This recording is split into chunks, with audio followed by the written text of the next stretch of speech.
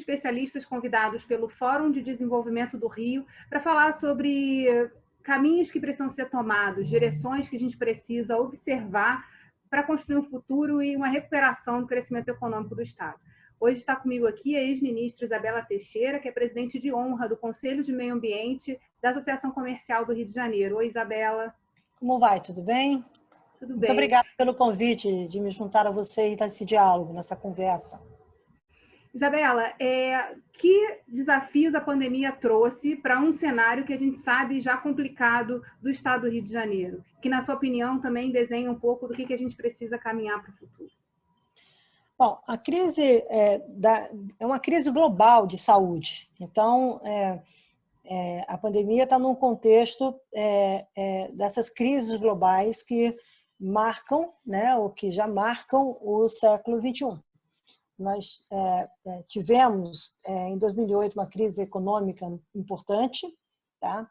E a crise da Covid, a crise da pandemia provocada pela Covid-19, sinaliza duas situações muito sensíveis. Primeira, o fato de que é uma crise que paralisou o mundo. E essa paralisação, ela parou o mundo. Ninguém desenhou uma crise que pudesse parar o mundo, né? E parou.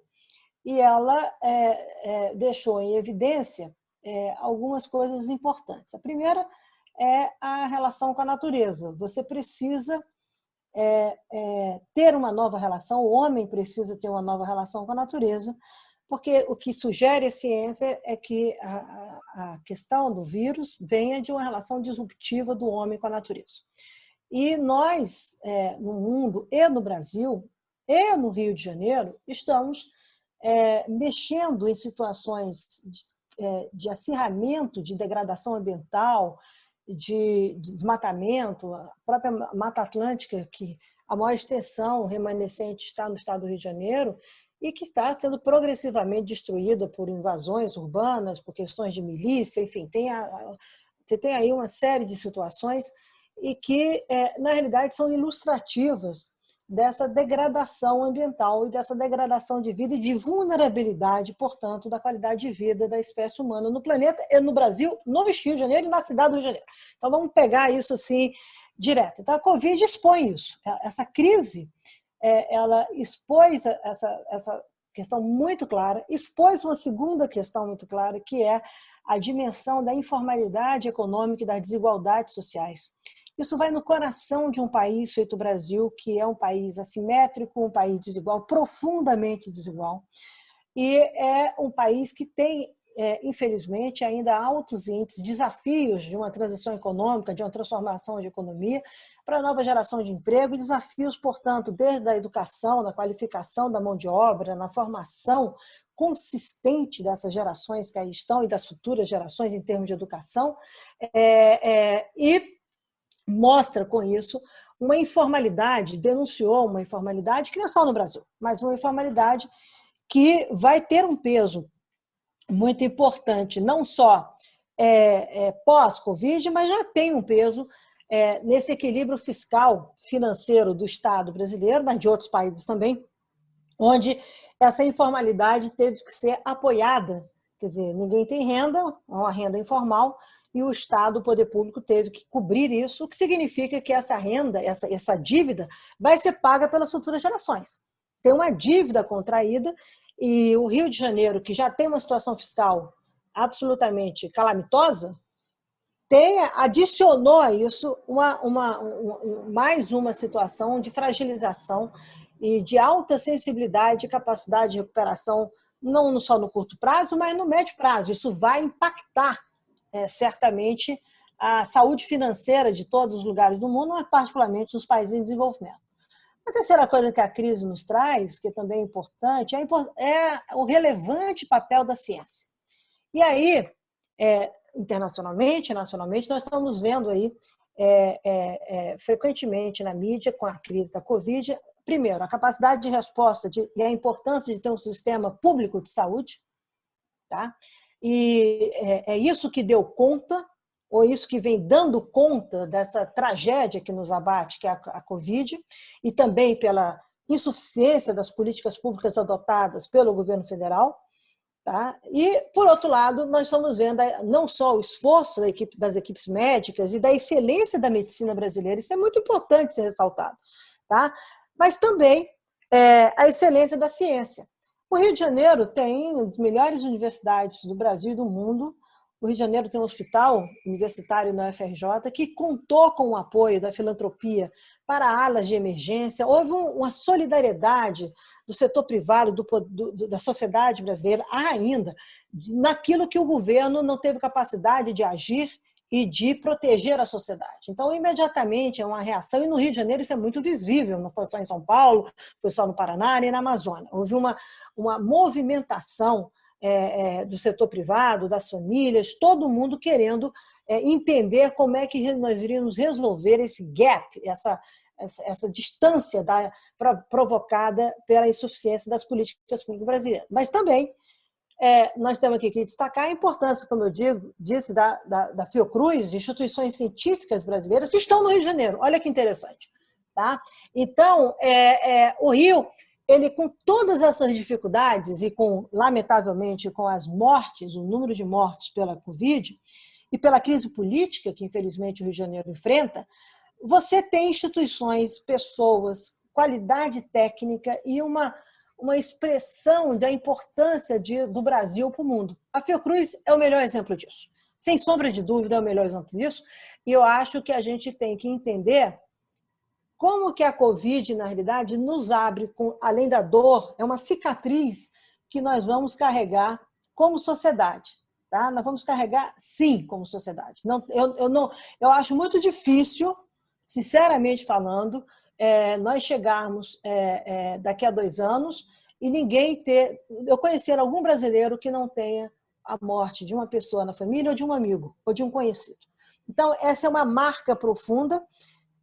E isso também está acontecendo no mundo. E isso significa que o mundo vai olhar para as 2 crises que estão anunciadas, que são subsequentes, a crise econômica, que deriva também da Covid, e deriva profundamente da Covid. A Covid parou o mundo, você vai ter que reorganizar, e daí a defesa de você ter uma retomada econômica numa nova maneira no mundo, eu vou falar um pouco disso mais à frente, e a crise climática. A crise climática, que já é uma verdade. Então, assim, eu acho que nós temos que prestar atenção com muito cuidado, tá? Os sinais que estão sendo dados para que nós, no Brasil e no Rio de Janeiro, possamos entender, de fato, quais são os novos deveres de casa que estão vindo e quais são as oportunidades que nós podemos adotar, evitando os erros do passado. A senhora trouxe muito bem essa questão dos ativos que o Estado do Rio de Janeiro tem e os problemas que ele carrega, que são muito grandes. Todos os especialistas em meio ambiente, na verdade, já vinham apontando uma série de crises que poderiam acontecer, que estavam aí diante da gente, se a gente continuasse fazendo business as usual, né? Quer dizer, as coisas como elas sempre foram, e se a gente não fizesse uma virada. Algumas coisas novas surgiam ali no horizonte, a gente falava de economia circular, já começava a tocar em alguns pontos importantes sobre energias alternativas, mas tudo isso ainda muito devagar, né? E nessa pandemia, muitas pessoas falaram que a gente finalmente entrou no século XXI pela dor, até porque a gente conseguiu colocar assim, em funcionamento uma série de tendências que pareciam ainda muito distantes do nosso cenário. Em relação à questão das mudanças climáticas e da economia verde, né? Como é que a gente pode, o Rio de Janeiro, com todo esse potencial também instalado, inteligência aqui concentrada, pode fazer essa virada também, com um olhar mais direcionado para isso? Quais são as alternativas que a gente tem aí no horizonte? Eu acho que tem algumas coisas, algumas questões devem ser muito bem observadas. Primeiro, o mundo mudou ou está em franca mudança e de maneira acelerada. Tá? Não venha me dizer que vai ficar do mesmo jeito, porque não vai. A gente pode até ter resistência quando vierem as vacinas, mas as pessoas mudaram a maneira de pensar, de viver, e, portanto, a maneira de produzir, de ter emprego, de gerar riqueza, tudo isso está em mudança. O que está acontecendo na Europa, o que está acontecendo na China, o que está acontecendo nos Estados Unidos, com a eleição do presidente Biden, mais ainda, entendeu? É uma eleição calcada na transformação. A sociedade foi para a rua, em plena pandemia, para dizer que não dava mais. E foi para a rua pelas questões climáticas, foi para a rua pela questão do racismo, pela violência contra as pessoas, tudo muito parecido com o que nós temos no Rio de Janeiro. Tá? Então, nós temos que entender que essa transformação veio para ficar. Ela não vai ser mais adiada. Essa transição climática, transição energética, isso tende a acelerar. Nós temos, internacionalmente, nós temos discutido 3 períodos importantes. As consequências desses 3 anos pós a crise da Covid, quando acabar, vamos imaginar que a gente tenha, de fato, um processo estruturado de vacinação em 2021, 2022, né? Porque você tem que entender a extensão, a cobertura progressiva de toda a população global, significa dizer que você vai observar esses pacotes de medidas domésticas emergenciais 2020, 2021, 2022, 2023. Esses 3 anos serão extremamente importantes de entender os efeitos de curto prazo e como que o estado do Rio de Janeiro é refém disso. O Rio de Janeiro, além de uma crise econômica, tem uma crise política sem precedentes. Tá sem liderança. A governança pública do Rio de Janeiro colapsou. Isso é importante de entender. Nós temos agora um movimento de renovação política pelas prefeituras, com novos prefeitos, e é importante entender essa onda, como é que isso está vindo, para não ficarem reféns de situações como, por exemplo, o Rio vai viver de royalties do petróleo. O petróleo vai entrar em phasing out internacional. Os cenários todos de energia, todos os cenários da Agência Internacional de Energia, da Agência de Energia Renovável, o que você quiser procurar, de Banco Mundial, de Banco de Desenvolvimento, você claramente está vendo uma desaceleração. Não quer dizer que o petróleo vai acabar da noite para o dia, não é isso, mas você não pode ter uma economia calcada nos próximos 30 anos só no petróleo ou só no gás. Essa vocação, em 30 anos, passa muito rápido. Isso é outra coisa importante de ser observada. Então, eu acho que você tem aí, além dessa questão do curto prazo, um segundo período, que é um período importante, que é o período dos 10 anos, 2010 e 2020, essa década, ou 2030, 2020 e 2030, perdão, essa década que é uma década determinante de virada do mundo em relação a, essencialmente, 3 coisas. O impacto da economia de inovação, tá? O 5G, a inteligência artificial, isso tudo está aí. Está aí e o Brasil está patinando e o Rio de Janeiro está patinando. O Rio de Janeiro tem que prestar atenção nisso, porque pode estar aí realmente o que a gente chama na linguagem um leapfrog do Rio de Janeiro. Importante para a indústria da cultura, para a indústria de serviços, para a indústria do turismo, essas vocações que são tão próprias da indústria da natureza, essa beleza que o Rio de Janeiro tem, entender como é que essas novas tecnologias estão vindo. Okay? O impacto disso. Depois você tem uma coisa também relevante, que é o impacto que você mencionou das novas economias verdes. Tá? E desde a economia circular, da circularidade, do uso eficiente de recursos naturais, isso significa mas direto da base, uma revolução industrial. O Rio tem indústrias que precisam, seu parque industrial precisa ser renovado, ampliado, recolocado, redefinido. E uma das essências dessa discussão tem a ver com a circularidade, a melhor eficiência de recursos naturais. Você fazer mais com menos. Não é só a questão de menos resíduos e reciclar, não. A economia circular vai desde a extração.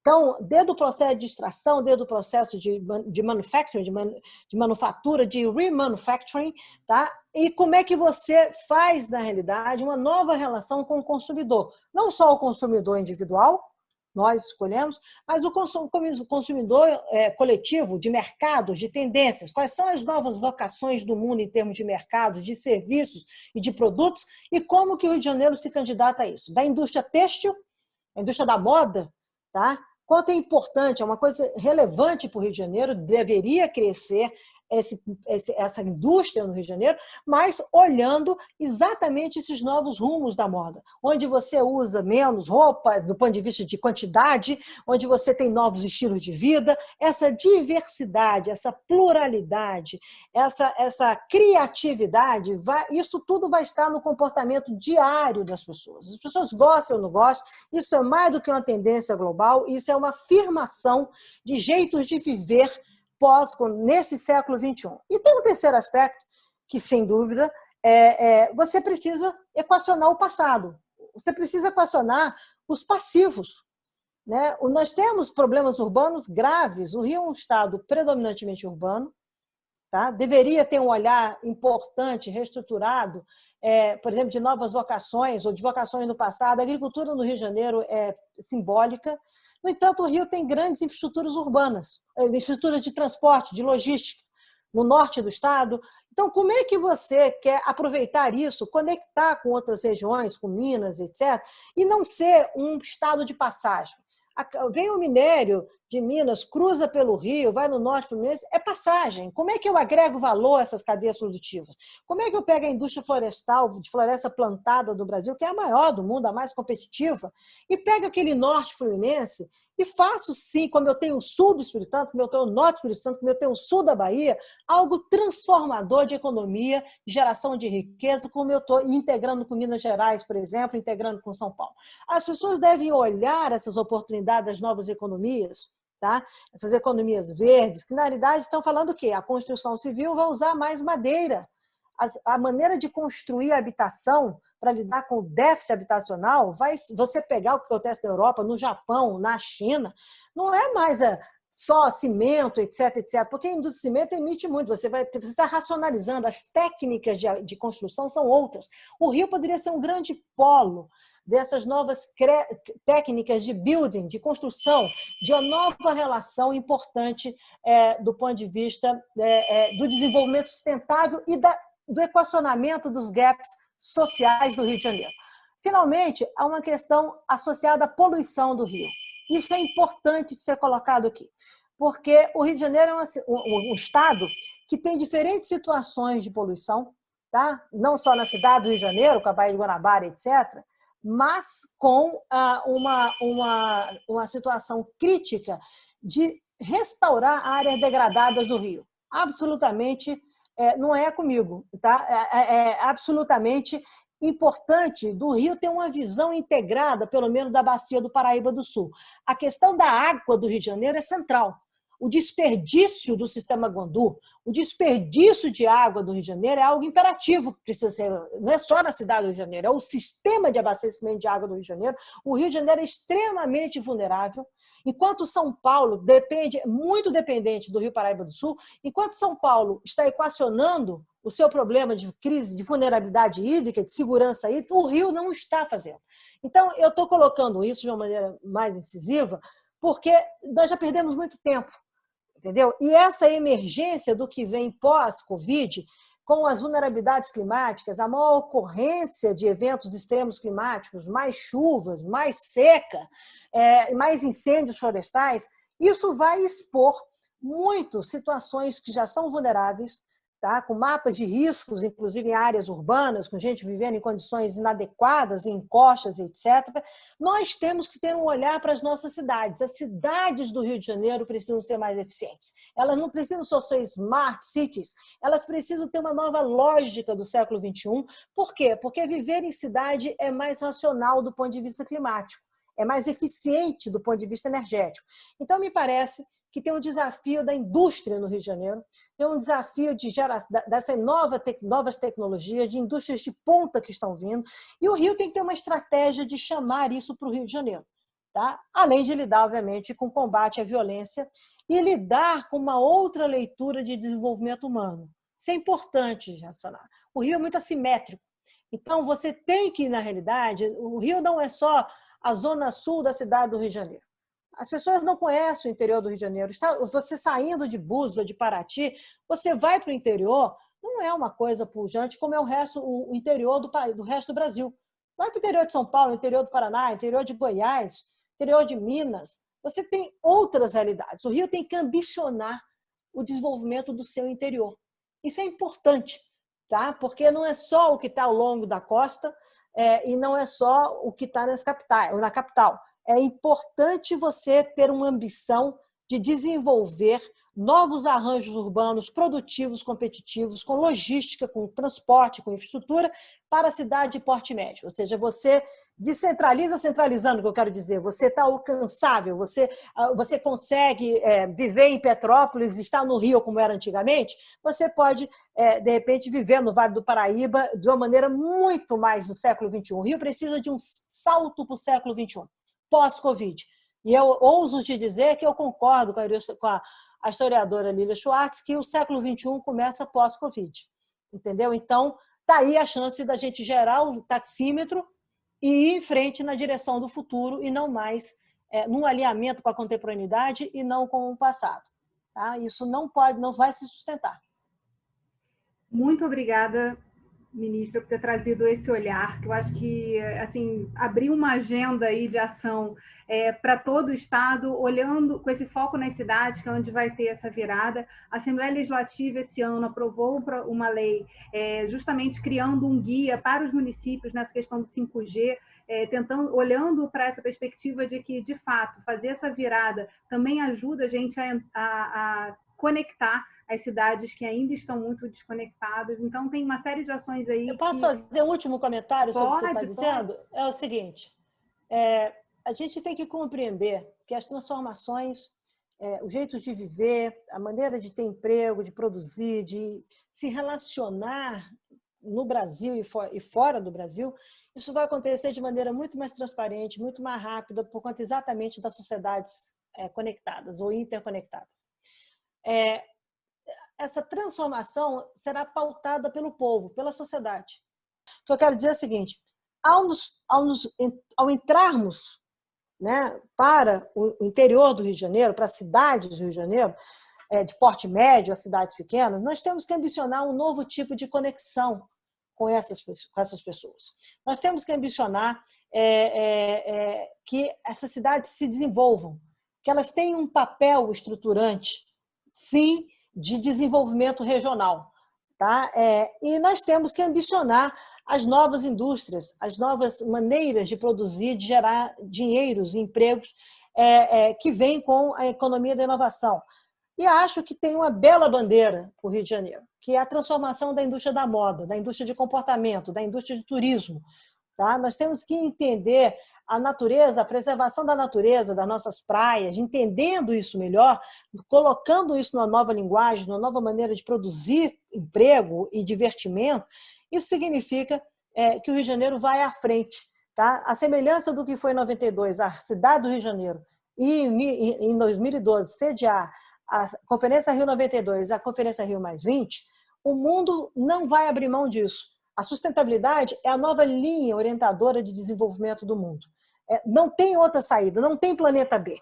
Nasceu no Rio, tá? Nasceu na cidade do Rio de Janeiro, nasceu no estado do Rio de Janeiro, nasceu no Brasil. Então, nós temos, sim, uma grande oportunidade de entendermos, olharmos um pouquinho para trás o que foi feito, tirar o preconceito, entendeu? O verde não é o verde só da vida alternativa. O verde também é o verde do dólar, tá? É o verde da riqueza. É o verde de produzir, e produzir com alegria, produzir com essa simpatia que é tão peculiar, tão própria nossa, sempre procurando um processo mais inclusivo do ponto de justiça social. Isso é inclusão política. Nós temos a responsabilidade moral, tá, de acabar ou de combater essa profunda desigualdade social e exclusão política que nós temos. Rio de Janeiro, se ele carimbar isso, se ele for assim, olha, nos próximos 20 anos teremos isso, ele transforma o Brasil. Da mesma maneira que ele transformou no passado, ele vai transformar o Brasil. Porque se o Rio estiver bem, o Brasil está bem. Tá? Isso é uma coisa... Podem reclamar da gente, podem falar o que quiserem da gente, mas na hora que o Rio dá certo, o Brasil dá certo como ninguém. Então, está na hora da gente fazer isso e eu espero que a gente possa, a partir de 2021, trabalharmos nessa transformação do Rio, nessa transformação do Brasil. A Covid mostrou, nós tivemos que sair para agir. Nós tivemos que sair da nossa zona de conforto por causa dos erros cometidos e a população, o setor privado, os cientistas, a sociedade civil, os professores, nós fomos agir. De um jeito ou de outro, nós trabalhamos e continuamos trabalhando. Então, é isso. É um século de agir. Que o Rio haja na direção certa, na transformação, contem comigo. Mas mais do que isso, acho que, como eu disse, na hora que o Rio mudar, nós temos um novo Brasil, e um Brasil do bem, um Brasil alinhado com a contemporaneidade, um Rio de Janeiro alinhado com a contemporaneidade. Muito obrigada, ministra, pela senhora ter aceitado o nosso convite de contribuir com uma reflexão sobre o que devemos fazer agindo pelo Estado do Rio de Janeiro. Obrigada, tudo de bom.